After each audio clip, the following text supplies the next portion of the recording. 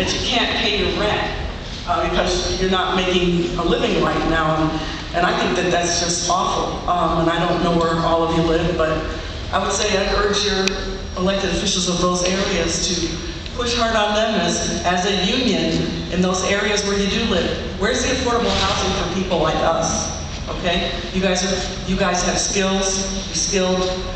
You obviously want to work. Otherwise, you wouldn't be here today. Wouldn't have come here at 7:30 in the morning to talk to us. But push them to make sure that they take care of your needs in the areas where you're living now, so that you don't have to continue to struggle like this. And I hope that we do vote today to make sure that everybody goes back to the table to finish this and resolve it, so we can all go about the business of living and making a living and taking care of our families, no matter where you live.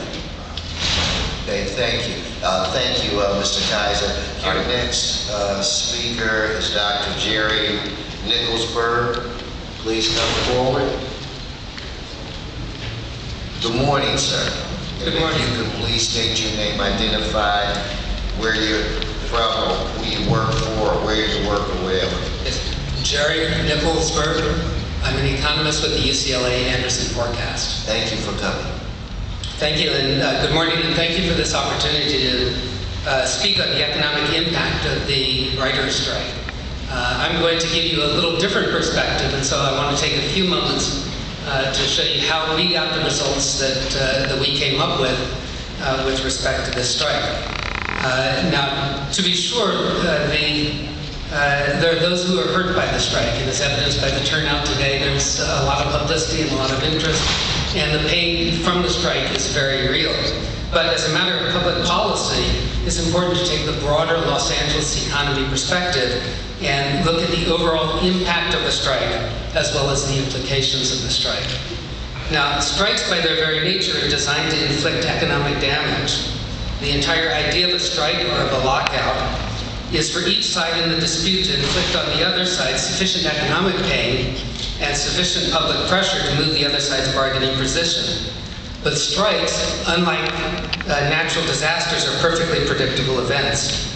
And it's the history of labor relations that when strikes are in the works, both sides, as well as those who are not party to the negotiation, take action to mitigate that economic damage.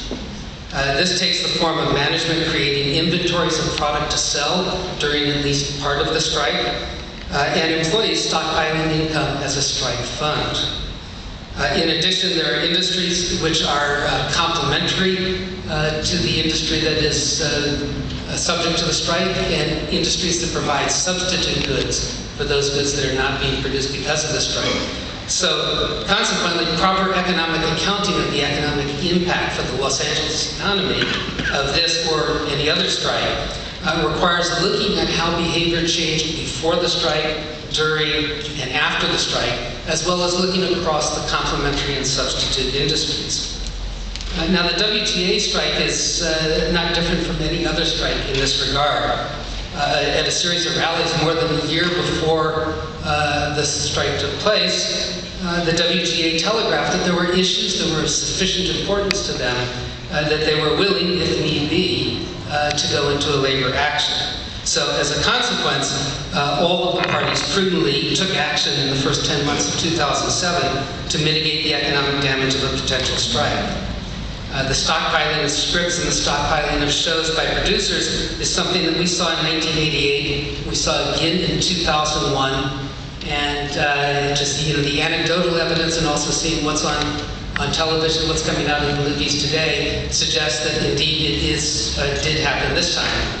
A press release by Film LA was commenting on how there was a very large growth in the second quarter in filming in Los Angeles in preparation for the strike.